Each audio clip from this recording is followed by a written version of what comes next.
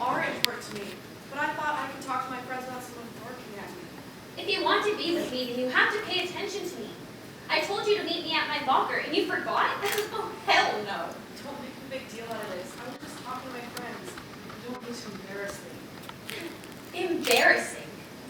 Do you really want me to embarrass you? How about I tell everyone about your little problem? Yes, Cookie, Tell us. Look, I'm sorry. I didn't mean to make you mad at me. And I want to be with you, but please don't be mad at me. Next time, just be at my locker, and we won't have this problem again.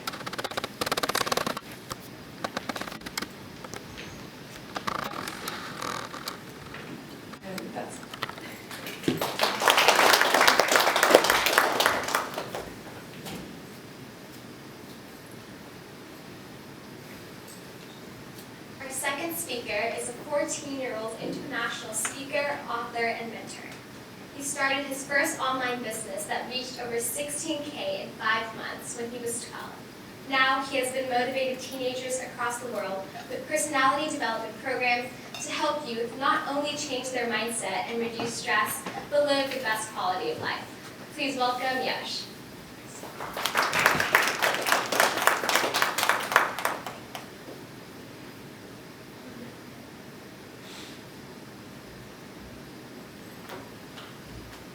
No, it's fine.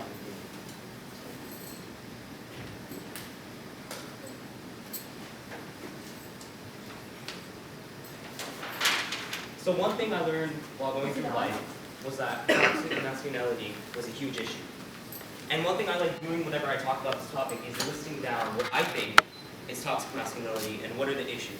Now, being raised up as a male, the one thing I've learned that every male is required to be like is we have to be strong. Now I want to hear some of your guys' ideas, just to see. Can you give me an idea of what you think? I know I'm calling you out, but can you give me an idea of what you think a proper male has to be in society for? Give it the mic. Oh, sorry. I can give the mic person. I have two mics. Go ahead. So I feel like standards in society keep changing a lot about what a perfect male is supposed to be. I know earlier there used to be like, oh, men aren't supposed to cry. They're supposed to be, superior and strong. But I feel like now when people are learning about the fact that men and women are equal, so just as like women are allowed to be strong, men are allowed to cry. Exactly. So the one experience that really changed my life, and I say it changed my life because it really taught me how being a male wasn't something to be what we say proud of, was I was at an event in LA one time, and there was a guy named Mike there. Now, the way I would describe Mike is absolutely the most terrible human being you've ever met. Now, Mike, in that situation, he was the main guy, right? Everybody wanted an autograph from Mike. Mike was he was the big deal. And I was there one day eating my food, right? I was 12 years old back then, and I was eating my food at this event, and Mike comes up to me and says, hey, Josh, I want you to come and speak at my event. And I'm saying, Mike, I have nothing prepared, right? I'm here to enjoy the event. My mom's here learning from you. I'm in my hotel room working on my math homework that's due in 2 weeks. I need to get started on my homework. I'm not going to finish this project that I have due. So he tells me, listen, I don't care what it takes, you're going to come and speak there. And I was like, fine, Mike, I'll come and speak. Now, I started attending the event because I had to realize what I had to talk about. And this was a marketing event, and he told me to speak something about marketing. I'm 12 years old.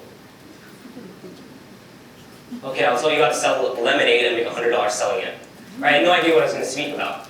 So Mike says, you know what, you need to figure it out. I have no idea what's going to happen, you figure it out. And I came to Mike one night and I was like, listen, Mike, I don't think this is going to work out. I can't speak about something I don't know. And Mike grabs me. You come up on stage for me? So I'm a 12-year-old kid. Mike's this tall white man, and Mike used to smoke a lot. He used to chew gum. Mike's one of those people who loves to put bandages on everything. So he smoked a lot, and he used to chew gum to make the smell go away, which made it worse. So Mike grabs me and says, Josh, I need you to speak, bro. And my mom's somewhere else, and my mom has no idea what's happening, and we're in a hotel room alone with each other, and he's like, Josh, and he starts squeezing me. He's like, you need to make this happen, regardless. So at 12 years old, I have no idea what I'm going to do, and I say, fine, Mike, I'll talk about Facebook. Something random, I'll talk about Facebook. And I remember feeling so insecure at that point, as a 12-year-old in a hotel room alone with a 34-year-old man who was forcing me to do something I didn't want to do. And now this day makes sense. what I had been taught in society was, thank you so much, what I had been taught in society was that men are superior, men control everything, women are the one who have to take all the bullshit.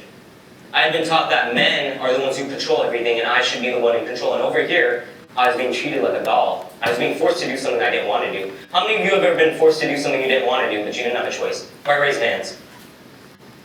A lot of you. And I was so physically incapable, right? I couldn't beat up Mike. No matter how much I say, I'm gonna leap punch him. He's way stronger. And I remember not wanting to attend. I woke up that next morning, right? My mom knows I'm gonna speak. She knows I'm not really into it. I remember waking up that next morning saying, I don't want to do this. I was so petrified. I was trying to tell my mom, I have a sore throat and I'm sick, right? I can't do this. And my mom said, I know you're scared, but you need to face your fear. You promised something, you have to make it possible. And all these things of, you have to be strong as a male, you can't cry as a male, you need to have no emotion as a male, you need to control the situation as a male, that was all taken away from me.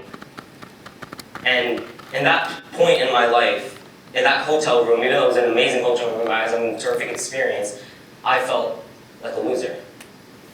I felt like a girl. I felt like somebody who just didn't have anything. I felt like a female. I felt like what we think of females as not having control, not being strong, people who cry. I felt like that. So I go up there, I give my presentation right there, like, wow, you did amazing. And Mike takes out his phone and he starts recording, says, this kid's my kid, I trained him, right? He didn't want to do this, I helped him. And I left that room in tears. Nobody saw me crying, but I left that room in tears. Because I felt like a part of me was taken away. A part of what we call our male ego was taken away. So I go up to the hotel room, right? I'm in tears. My mom's still down at the vent, right? I'm crying my head off, and I'm in my little pillow, what you'd say. And I remember just looking up and thinking, what's wrong with me?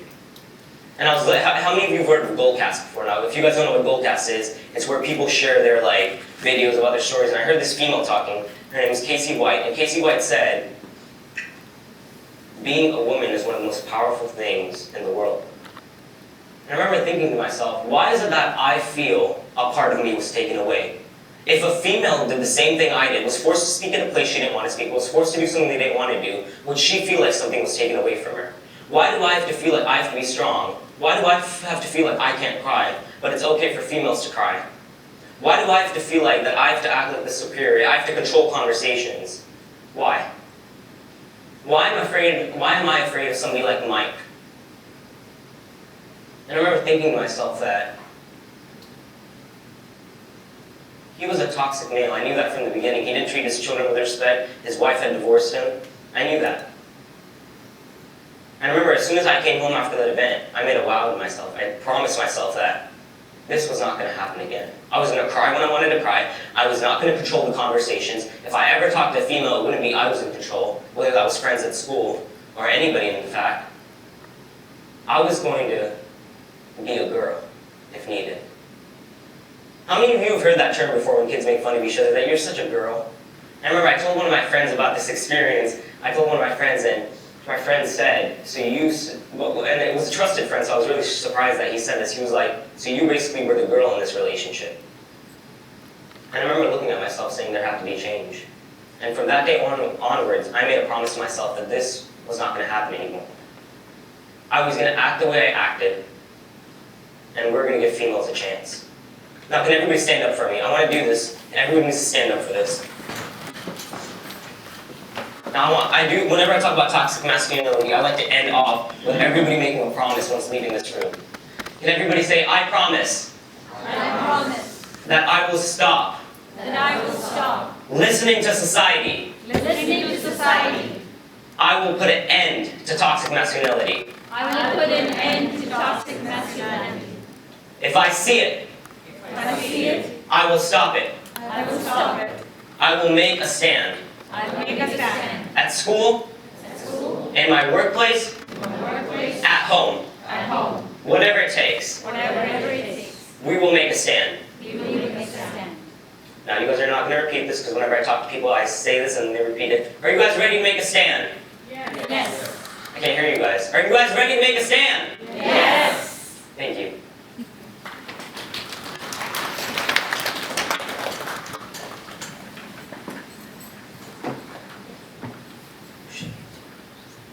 Our final student speaker is a sophomore at James Logan High School. She is an active member of the speech and debate team at her school, competing in policy debate and original oratory. As a strong advocate for her social justice, she hopes to use her speaking skills to one day make a lasting impact on her community. Please welcome Isha.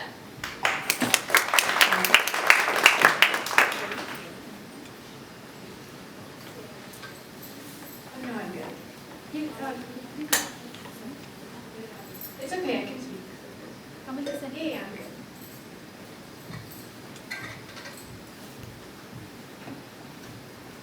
So, when I was a little girl, people always told me that once I hit puberty, my life would change. Now, being a little girl, I expected to become taller, skinnier, prettier, pretty much America's Next Top Model. And despite my mother's countless efforts to get me to learn sex ed, this fantasy stayed with me throughout my childhood. That is, until the day I bled. And no, I'm not talking about a cut. I ran in tears to my mom with only one worry. I would never hit puberty because I was dying. To that, my mom responded, "Honey, this is puberty." That popped my fantasy bubble real quick, and I refused to talk to my mom about what was happening. Finally, a few hours later, she sat me down and had a long conversation with me, helping me clear up my misunderstandings. My unwillingness to listen to my mom when she first wanted to talk to me about sex ed only hurt me in the end. And unfortunately, this issue extends far beyond my delusions of puberty. Healthy communication, something so vital to not only everyday conversations, but also in maintaining sustainable relationships, is more often than not put on the back burner in our daily lives. We've enclosed ourselves into imaginary boundaries that determine what we should